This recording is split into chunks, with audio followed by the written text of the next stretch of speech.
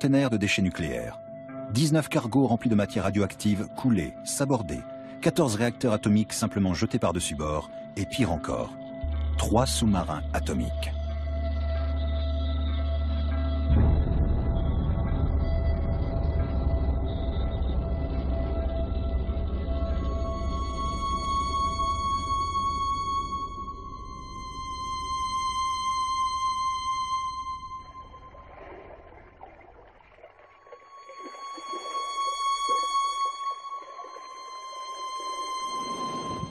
Octobre 1993. Le cargo russe TNT-27 est remorqué à travers la mer du Japon. On vient d'y charger des déchets nucléaires. Projette-t-on de le faire couler? Greenpeace suit l'opération à courte distance. On met un canot à la mer. 4 militants tentent de s'approcher au plus près du cargo de déchets. Ils veulent mesurer la radioactivité au niveau du navire et de sa cargaison. Le compteur Geiger se met à crépiter. Greenpeace veut montrer au monde ce qu'on déverse ici. Mais leur canot est tenu à distance par des canons à eau. L'équipage russe travaille sans équipement de protection. Le canot tente sa chance de l'autre côté.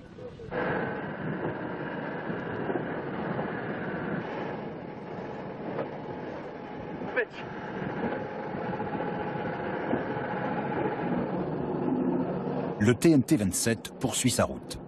Il fera sa besogne à l'abri des regards. On ne parvient que très rarement à prendre les Russes en flagrant délit de déversage, comme sur cette photo prise par un avion de reconnaissance norvégien au-dessus de l'océan Arctique. On y voit le cargo Amour déverser des liquides radioactifs à la mer.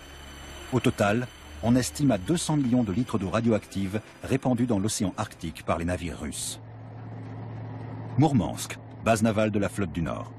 On recueille ici les épaves de sous-marins et de brise-glaces nucléaires. La marine russe a démonté certains réacteurs défectueux et les a jetés à la mer. Des documents officiels russes le prouvent. 14 réacteurs nucléaires, certains toujours chargés de combustible, reposent par plusieurs mètres de fond. L'un de ces réacteurs provient du brise-glace le Lénine, le premier navire à propulsion nucléaire au monde, l'ancien fleuron de la flotte arctique soviétique. Même la banquise la plus épaisse ne résistait pas à ce monstre. Depuis 1989, le Lénine est amarré dans le port de Mourmansk, tandis que l'un de ses réacteurs, chargé de combustible hautement radioactif, repose au fond de la mer de Kara. Mais les fonds de l'océan Arctique abritent aussi 3 anciens sous-marins nucléaires soviétiques, véritables bombes à retardement. Le K-27, le K-159 et le K-278, le Komsomolets. Commençons par le tristement célèbre Komsomolets, un sous-marin à la pointe de la technologie sous l'ère soviétique. En 1989, après un incendie, il sombre à près de 1700 mètres de profondeur dans la mer de Barents. Son réacteur contenait 1,5 tonne d'uranium enrichi. La chaîne allemande ARD y avait consacré une édition spéciale. Laut Auskunft aus Moskau hatte es 2 Torpedos mit atomaren Sprengköpfen an Bord. Et selon la télévision est-allemande, trotz aller Rettungsanstrengungen sind Todesopfer zu beklagen. Im letzten Moment, so versichert Moskau, konnten die Reaktoren abgeschaltet, die atomare Katastrophe vermieden werden. Das Drama im Nordmeer tickt auf dem Meeresboden eine Zeitbombe. Nach Meinung der zuständigen Dienste sei eine radioaktive Verseuchung der Umwelt ausgeschlossen. Und auch von den Torpedos mit Sprengköpfen gehe keinerlei Gefahr aus. Da seien sich die Experten sicher. Die Torpedos seien entschärft und völlig unschädlich. Und alle Berichte, so sagt er, weisen darauf hin, dass die Lage unverändert normal ist. Und im Übrigen wolle die Sowjetunion das gesunkene U-Boot heben. Le Komsomolets n'a jamais été renfloué. Une mission de recherche russe a effectué des mesures. Tous les ans, la coque libère près de 3,7 milliards de becquerels de césium radioactif dans la mer. Dans l'Union européenne, le seuil maximum pour 1 litre d'eau potable est de 10 becquerels. Mais à l'époque, en Europe comme en URSS, les discours se voulaient avant tout rassurants. Il n'y a aucun risque de contamination de la zone à grande échelle, ni même d'une pollution susceptible de gagner les zones de pêche. C'est totalement à exclure. Les tubes de lancement des torpilles de Komsomolets ont été endommagés. L'eau de mer vient ronger les charges nucléaires. Les autorités soviétiques craignent que le plutonium des têtes explosives ne s'échappe et ne contamine les zones de pêche. En même temps, il faut rassurer l'opinion publique et surtout ne pas mettre en doute la sûreté nucléaire. Les médias ont surévalué le danger ici. Parce qu'évidemment, les mauvaises nouvelles font toujours recette. En plus de cela, il y a de gros intérêts en jeu, notamment pour certaines sociétés de renflouage occidentales qui exploitent l'événement en vue de gagner beaucoup d'argent. On abandonnera l'idée de renflouer le Komsomolets. On envisage de le confiner dans un sarcophage, mais cette option aussi est abandonnée. On optera finalement pour la solution la moins coûteuse. En 1995, on scellera les tubes lance-torpilles. Des plaques de titane fabriquées sur mesure viennent colmater l'épave et retenir le plutonium. Mais elles devront être remplacées dans 20 ou 30 ans. Colmatées et étanchéifiées. La méthode a fonctionné jusqu'à l'accident de Fukushima. Depuis lors, la sécurité nucléaire est remise en question dans de nombreux parlements, et notamment au Bundestag à Berlin. Le gouvernement fédéral ne dispose d'aucun rapport d'alerte contre le danger. Les autorités compétentes russes nous affirment au téléphone que les fonds marins ne recèlent absolument aucun risque de catastrophe nucléaire. Le danger n'est que potentiel. Mais comment l'évaluer? Il y a quelqu'un qui connaît les réponses à toutes ces questions. Il s'agit d'Alexandre Nikitine, emprisonné pour les avoir rendus publics. Ancien ingénieur sur un sous-marin nucléaire soviétique et inspecteur nucléaire au ministère de la Défense russe, Nikitine connaît mieux que personne l'état de délabrement de la flotte nucléaire russe et sait mesurer les risques que cela représente. Il a livré des informations détaillées à l'organisation écologiste norvégienne Bellona, qui les a divulguées. En 1998, Nikitine est accusé d'espionnage et de trahison par les services secrets russes, le FSB. Il comparaît devant un tribunal militaire à Saint-Pétersbourg et passe 10 mois en détention provisoire avant d'être définitivement acquitté en 2000. Au siège de l'organisation écologiste Bellona à Oslo. On y retrouve Alexandre Nikitine et son collègue russe Igor Koudryk. Ce dernier nous présente le rapport autrefois interdit de publication, La flotte du Nord russe, source de contamination radioactive. Voici le rapport de 1996 qui a valu 10 mois de prison à Alexandre. Alexandre, ça valait la peine d'aller en prison pour ce rapport? Ce n'était pas mon but au départ. Aujourd'hui, Igor Koudryk et Alexandre Nikitine se battent pour la mise en place d'un plan d'action pour le traitement des déchets radioactifs dans l'océan Arctique. Nous nous sommes fixés des priorités. D'abord, nous devons nous concentrer sur les sous-marins nucléaires coulés qui contiennent toujours du combustible nucléaire irradié, comme le K-27 et le K-159.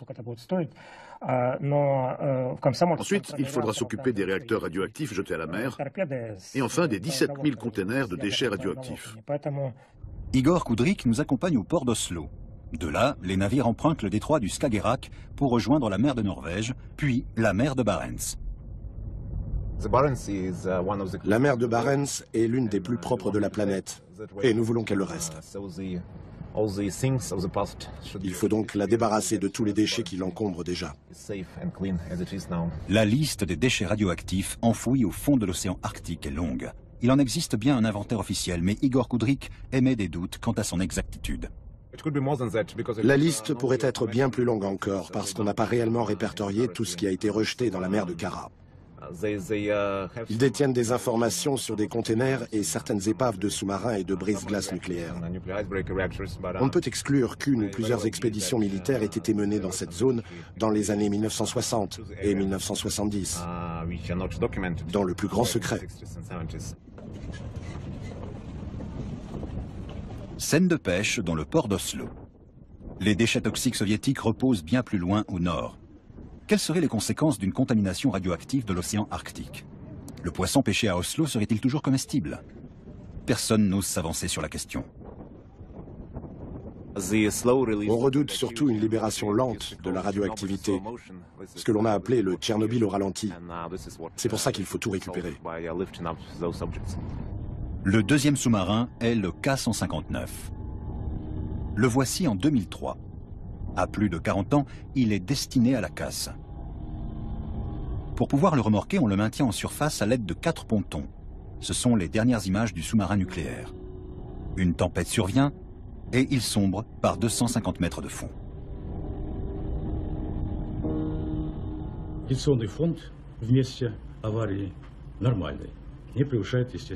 Sur les 10 hommes à bord, un seul a pu être sauvé. Une mer démontée et des températures avoisinant les moins 10 degrés n'ont laissé aucune chance aux autres. Le capitaine Sergueï Lapa fait partie des victimes.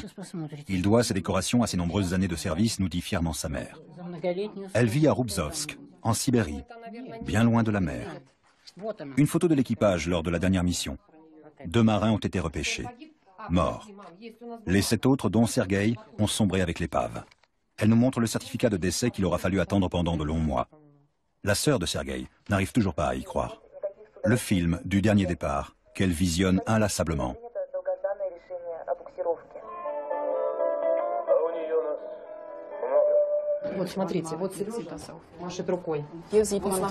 On aperçoit Sergueï ici, il fait signe à son épouse. Elle est juste là.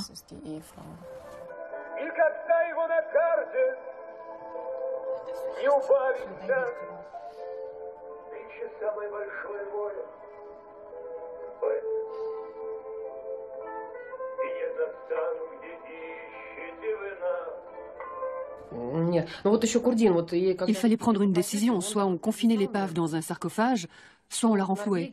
Mais en fin de compte, rien n'a jamais été décidé. S'ils avaient entrepris quelque chose, on l'aurait su.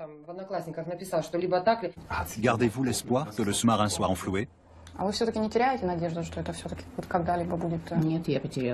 J'ai abandonné tout espoir de pouvoir enterrer mon fils. Les premières années, j'y croyais vraiment et j'allais prier très souvent.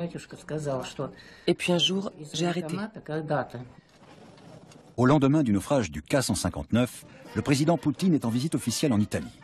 Vladimir Poutine convie son homologue italien Silvio Berlusconi à bord du vaisseau de guerre russe Moskva qui croise en mer Méditerranée. Le président russe promet qu'une enquête sera menée sur les circonstances de l'accident et ajoute, en s'adressant aux jeunes matelots, « La mer ne donne pas droit à l'erreur ». En revanche, il n'évoque aucun danger radioactif. Un informateur militaire nous fixe rendez-vous sur la place rouge à Moscou. Par peur de perdre son emploi, il souhaite rester anonyme. Il nous fournit une vidéo exceptionnelle du K-159. Il s'agit des images recueillies par une expédition russo-britannique en 2007. Jamais aucun journaliste n'y avait eu accès auparavant. Des centaines de kilos d'uranium enrichi se trouvent toujours dans les réacteurs. Les mesures montrent que de la radioactivité émane de la coque. Il y a plus de matériel radioactif dans ce sous-marin que dans le puits de déchets nucléaires allemand de Hasse. C'est une véritable bombe à retardement.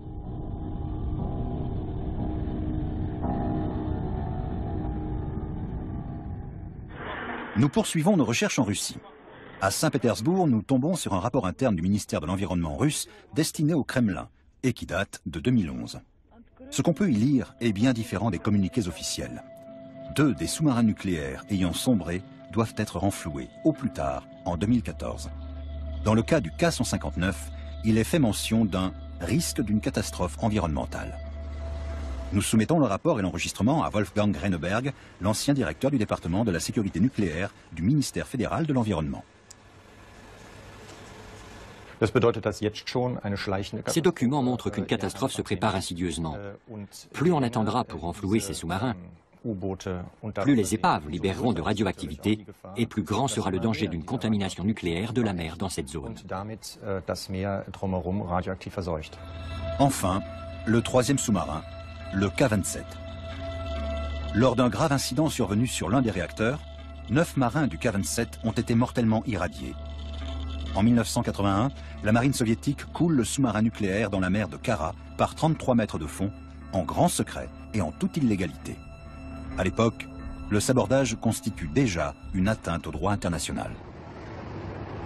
Nous sommes sur la Côte d'Azur, dans le port de Monaco, lieu de rendez-vous de toute la jet-set.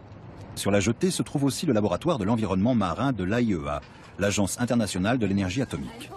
Nous y retrouvons Hartmut Nies, l'expert allemand qui, en 1992, avait exclu la possibilité d'une pollution des zones de pêche par l'épave du Komsomolets. Il affirmait à l'époque que le danger avait été largement surévalué. Il s'est avéré depuis que le danger avait plutôt été largement sous-évalué. Hartmut Nies dirige aujourd'hui le laboratoire de l'environnement marin de l'AIEA. Avec son équipe, il étudie les conséquences de la radioactivité sur la chaîne alimentaire.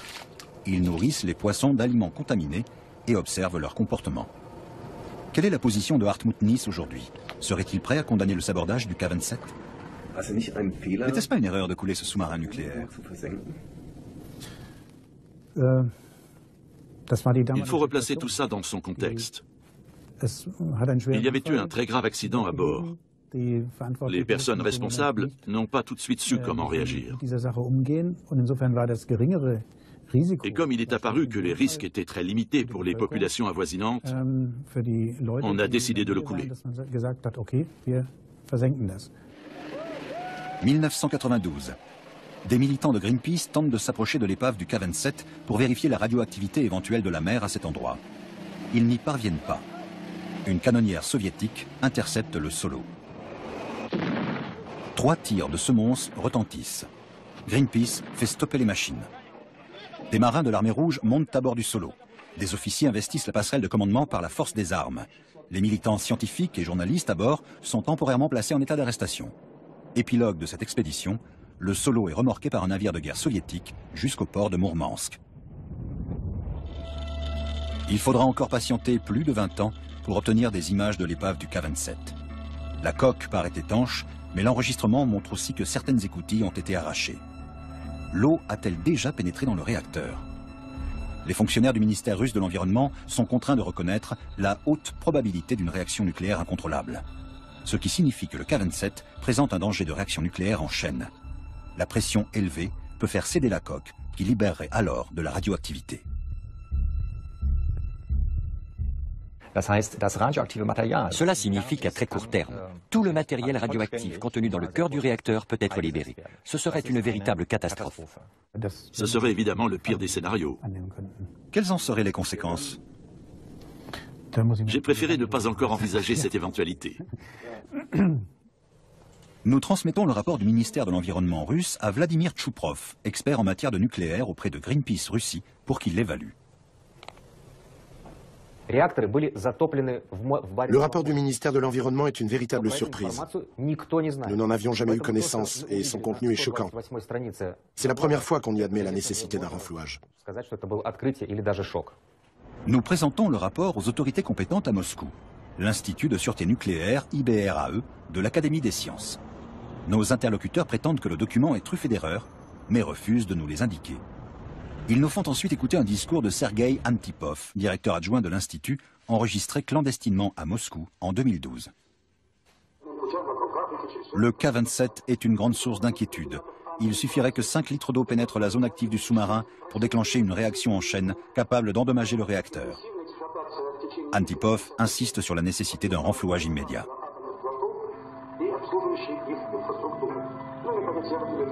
Il n'est pas possible de prévoir précisément les répercussions que tout cela aurait sur le commerce international du poisson.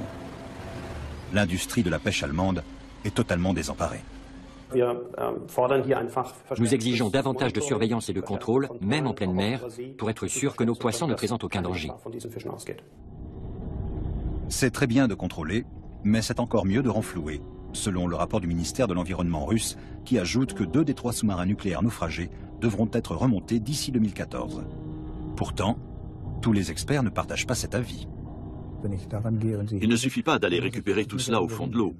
Il faut aussi savoir que faire de tout ce matériel radioactif. C'est pour cette raison que je suis favorable au statu quo. Je ne dis pas qu'il faut continuer à polluer les mers, ce n'est évidemment pas la solution. Mais dans la situation actuelle, il est préférable de ne rien remonter. On maîtrise pourtant bien les techniques de renflouage. Celui du sous-marin nucléaire russe Kursk, qui a coulé dans la mer de Barents en 2000, en atteste. La nouvelle du naufrage n'est annoncée que 2 jours après les faits. Les secouristes plongeurs norvégiens ne sont autorisés à s'approcher de l'épave que bien trop tard. Ils ne peuvent que constater le décès des 118 marins à bord. Un nouveau sous-marin gît au fond de l'eau, mais cette fois c'est différent. La Russie fait renflouer l'épave échouée à plus de 100 mètres de profondeur. Des plongeurs y fixent des amarres d'acier. Au prix d'une technologie lourde et coûteuse, on remonte les 18 000 tonnes à la surface. C'est une première. La preuve est là. L'opération est délicate et risquée, mais réalisable. Le Kursk est arrimé sous une barge géante, le Giant 4. Avant de sombrer, il était le fleuron de la marine russe. Il n'est plus qu'un cimetière flottant. La tour de commande finira à la casse. On ne mesure aucune radioactivité anormale sur le pont du Kursk. L'enquête conclut à une défaillance survenue lors d'un exercice de torpillage. Si l'une des 2 explosions avait eu lieu à proximité immédiate des réacteurs, elle aurait provoqué une catastrophe nucléaire. Les cœurs des 2 réacteurs sont démontés pour être retraités à terre en toute sécurité. Il existe aussi des projets de renflouage du K-27 et du K-159. Nous sommes chez Vladimir Dorofeyev, directeur général de la société militaire russe Malachit. L'entreprise d'État avait soumis son projet au Kremlin dès 2004 et elle attend toujours son feu vert. L'opération coûterait 62 millions d'euros pour un seul sous-marin. Si Moscou donne son accord immédiatement, les travaux préparatoires pourraient commencer en milieu d'année prochaine.